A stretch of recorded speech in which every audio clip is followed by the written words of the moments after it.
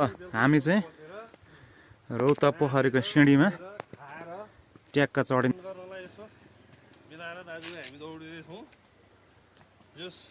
दौडेको खोइ हिँडिरहेको छ बिस्तारै, अलिक छिटो दौडी। यो गुफा हुनुहुँदो रहेछ यहाँ। यहाँ ढुङ्गाको चाहिँ यस्तो दामी। ल एक स्टेप माथि चढ्यो। यहाँनिर यस्तो खाले चाहिँ भ्यू देखिने रहेछ।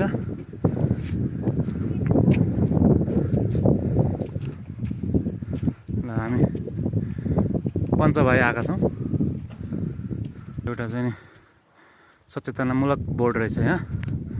त्यस पछाडि यहाँ त्यहाँनिर एउटा फोटो खिच्नको लागि एउटा बनाइएको रहेछ। ल तपाईँहरू देख्न सक्नुहुन्छ यहाँ रौता पोखरी। ल प्रवेशद्वार, त्यसपछि पोखरी।